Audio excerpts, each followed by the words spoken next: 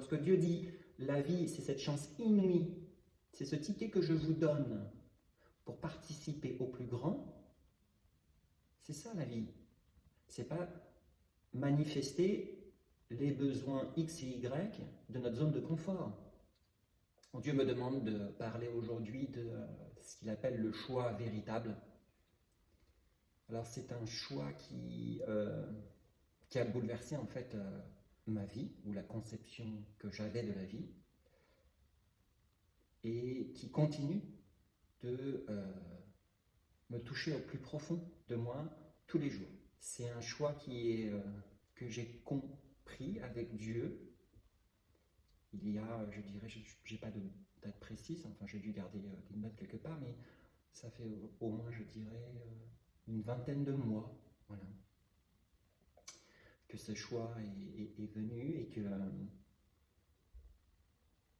le jour où c'est venu, ça m'a fait vraiment vibrer, mais comme j'ai jamais vibré auparavant.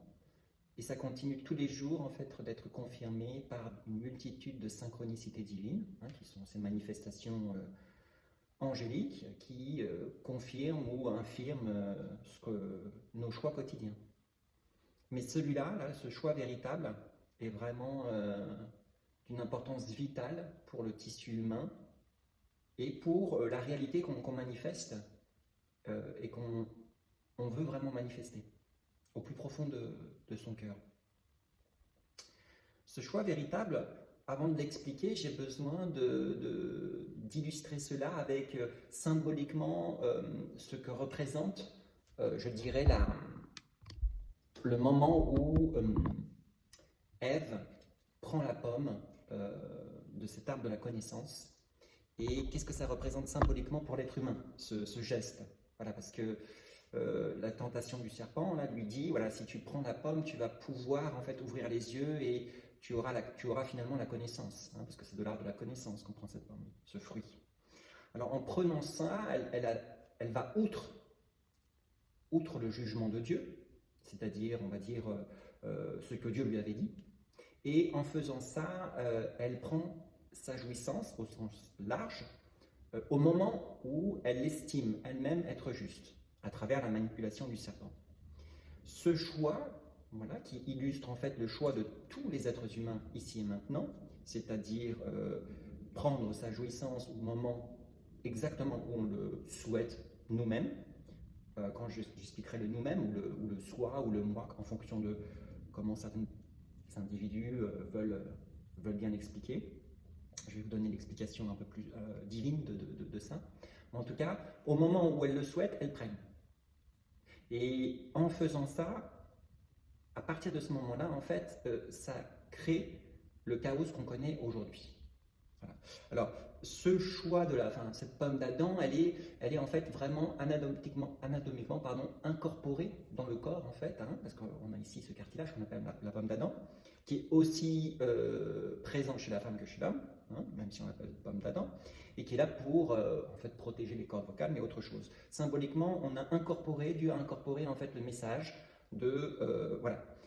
On a tous le choix de prendre la jouissance qu'on veut au moment où on va la prendre. Okay. Et cette pomme d'Adam est là pour illustrer ça. Symboliquement, le message de Dieu à travers cette pomme d'Adam est le suivant. Quelle voie allons-nous choisir? Quel nouveau choix pouvons-nous faire aujourd'hui? Et quelle voix, donc le son, allons-nous émettre avec ce choix?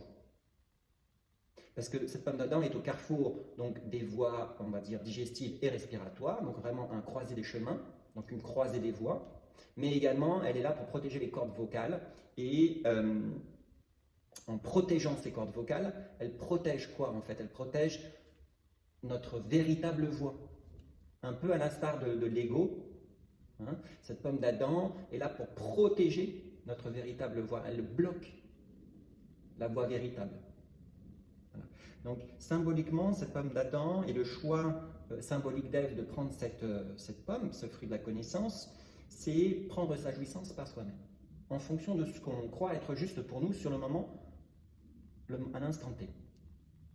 Et en faisant ça, on fausse toute la donne.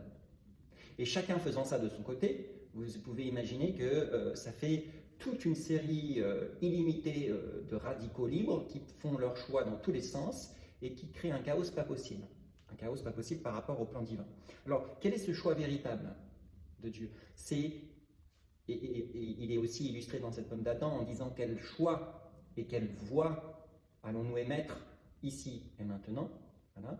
Et ce nouveau choix, en fait, c'est d'agir avec son aval. Voilà. Et ça peut être des choix qui correspondent à notre vie quotidienne, mais ça peut être les grands choix de la vie, y compris notre mission d'âme. Donc, en suivant à ce moment-là le choix de Dieu, on peut se déplacer dans la matière avec son aval, avec en fait un alignement avec le plan divin. Alors, qu'est-ce que ça change, ça exactement? Ça change la chose suivante, c'est que aucun être humain ne peut prétendre en fait avoir une vision globale. Lorsque on prend nous-mêmes notre propre jouissance en fonction de nos critères, il s'agit d'une micro-équation, d'une toute petite équation qui inclut en fait plus ou moins le bien-être de notre zone de confort, on va dire. Parfois un peu en dehors, mais en général, ça ne va pas plus loin que ça. Alors, certainement pas, selon nos propres critères, on peut prendre des décisions, des choix, tous les jours, qui englobent le plus haut bien de tous. Ça, c'est le propre de la justice divine. Il n'y a qu'un être dont la force unique a cette vision qui peut faire ces choix-là, qui peut englober le plus haut bien de tous. Donc, ce choix véritable, c'est avancer avec son aval. Quelle serait ta jouissance, dit Dieu, si tu attendais avant de prendre? Ça ne veut pas dire qu'il faut attendre 5000 ans. Hein. Si tu attendais de recevoir l'information qui va te permettre en fait d'avancer avec mon aval, qui va être aligné avec le plus haut bien de tous. Et ça, c'est ce qui remet totalement notre choix, notre mode de vie actuel en question. Ce choix véritable, c'est l'essence constitutive du message de Dieu. Attendez avant de prendre. Alors naturellement, ça demande tout un système de reconnexion à Dieu, de recommunication avec cet amour, hein, qui se décrit lui-même en disant « je suis hein ». Donc, et ça demande aussi une certaine forme de patience. Voilà. Et ça, c'est expliqué à travers ce que j'ai appelé les synchronicités divines infinies, comment se reconnecter en fait et décoder les messages divins afin d'avancer concrètement dans la matière tous les jours. Voilà. Parce que Dieu, lorsqu'il dit « je peux porter votre fardeau », il le porte totalement. Et de façon très concrète, hein, sur des choix qui touchent vraiment notre vie quotidienne, mais également des choix de vie beaucoup plus profonds. En faisant ça, en fait, on recrée le lien vertical qui nous permet d'avancer avec son amour. Pas en fonction de nos critères horizontaux, de ce qu'on pense être bien ou pas bien et tout ce qui va avec, mais avec son amour, qui englobe le plus haut bien de tous. Alors naturellement, il y a des choix de Dieu qui vont un peu à l'encontre de notre zone de confort, ça c'est évident. Et ça mécontente très souvent, on va dire, l'autre en nous qui, pour l'instant, dirige nos vies. À travers blessures, à travers sa morale, ses dogmes, et tout. Tout ce qui constitue en fait l'identité créée, construite au fur et à mesure à travers la vie actuelle que vous menez, mais également qui vient de beaucoup plus loin. Hein. Parce que cet autre-là, c'est vraiment, on va dire, glissé à l'intérieur de nous, sans bruit depuis des millénaires. Voilà. Et la voix de Dieu vient désarticuler tout ça d'un seul coup. Alors, naturellement, ça mécontente beaucoup, et en même temps, c'est un choix qui est d'une importance vitale, parce que ça permet de reconfigurer totalement les petites équations en macro-équations divines que seule cette force, cet amour peut gérer. Aucun être humain, aucun, ne peut prétendre, ne peut prendre ce rôle, ne peut être homme et Dieu à la fois. Parce que ces petits critères-là, ça revient à ça. C'est se prendre pour Dieu. Et ça, c'est plus possible. Parce que ça, c'est ce qui crée ce qu'on connaît ici et maintenant. les conflits, les guerres, mais je ne parle pas des guerres entre nations avec des armes, hein, rien que dans nos familles, entre frères et sœurs, entre enfants et parents, entre voisins, entre groupes d'amis. Voilà, tous ces petits choix de notre zone de confort doivent s'arrêter pour laisser place à quelque chose de totalement nouveau. Voilà, quelque chose qui fait partie du plan divin depuis toujours. C'est ce que Dieu appelle en fait, symboliquement, on peut appeler ça le jardin d'Éden, c'est-à-dire là où les hommes sont guidés par Dieu. Et ça, c'est quelque chose de totalement faisable à travers des synchronicités divines. Et ça demande également un véritable choix intérieur, une autodétermination qui est dotée d'un courage sans égal et qui nous permet véritablement en fait de laisser tomber en fait tous ces critères, tous ces dogmes, tout ce jugement quotidien qui vient nous assiéger dès qu'on a cette reconnexion à Dieu, dès qu'on est en contact avec cette énergie qui nous guide dans la matière. Vous allez voir que c'est quelque chose qui vient et qui essaye constamment de reprendre le contrôle, suivant ces petits critères qui, encore une fois, peuvent uniquement englober, on va dire, les éléments de l'équation de cet ego. Voilà. Et ce qu'on crée à travers ça, c'est ce que Dieu appelle la périphérie, c'est-à-dire ce qui est créé, la réalité dans laquelle on vit ici et maintenant tous ensemble, mais qui nous éloigne en fait de notre centre, donc à la périphérie, qui nous éloigne de notre cœur, qui est en fait l'organe de connexion à Dieu. Là où la voix de Dieu se trouve. Et donc c'est vraiment d'une importance capitale, vitale, de pouvoir renouer avec le choix divin à travers les synchronicités divines, mais surtout de les honorer, parce que c'est un honneur d'être guidé par là-haut. Voilà, c'est pas du tout Dieu est un fournisseur de services. Ah bah tiens, là j'ai besoin d'un petit conseil, je demande, je fais ce que certains appellent leur demande à l'univers. On dit même plus Dieu, hein, on va dire la demande à l'univers. Et en faisant ça, on a un ou deux conseils par-ci par-là, et si ça nous va, bah ok, on le prend, et si ça ne nous va pas, bah, on n'y va pas. Voilà. Donc, ce choix véritable est un choix quotidien qui nous demande de faire taire les autres petits choix, qui ne sont pas en fait à la hauteur du plus grand.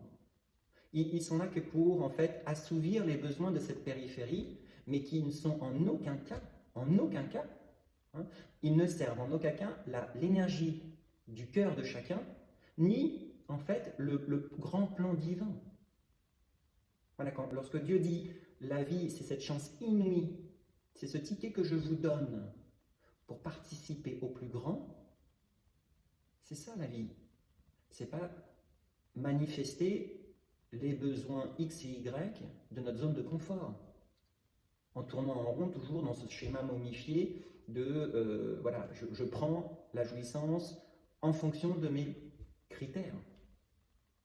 Car en faisant ça, c'est la division. Dès qu'on prend suivant notre critère, dès qu'on juge quelqu'un suivant nos critères, dès qu'on émet une pensée à l'égard de quelqu'un qui dit ça ou cela, on se divise. La voix de Dieu, c'est tout l'opposé. C'est revenir à ce cœur qui est indivisible. Et à travers ce cœur qui est indivisible, c'est mener une vie pour participer à ce plus grand, c'est retrouver sa véritable place. La véritable place ne peut pas se situer à la périphérie. La véritable place, c'est dans son cœur, connecté à cette énergie sacrée.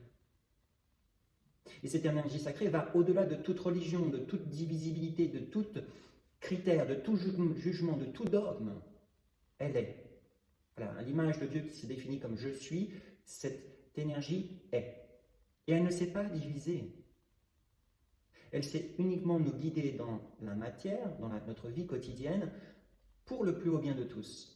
Et ça signifie, dans un premier temps, accepter un choix très profond Et deuxièmement, mettre en place un système de communication qui nous permet de nous diriger dans la matière avec cet aval. Et ça, c'est le choix véritable, en tenant compte que naturellement, la zone de confort de notre ego va retenir par tous les moyens possibles ce mouvement. Voilà. Et laisser la place totalement à Dieu dans nos vies quotidiennes, c'est ça. C'est arrêter enfin de prendre par soi-même au moment où on juge opportun, je dis bien on juge opportun, parce que c'est notre jugement ici, notre critère, notre choix, notre petit choix, et de laisser Dieu nous guider dans nos vies quotidiennes. Ça me semblait vraiment important et vital de transmettre ça, et vous trouverez plus d'informations à travers les newsletters, les podcasts, les autres vidéos, les livres, voilà. Et puis surtout, n'hésitez pas à m'envoyer vos questions à travers le site accepte l'amour que je t'envoie en un seul mot.fr. Je vous remercie.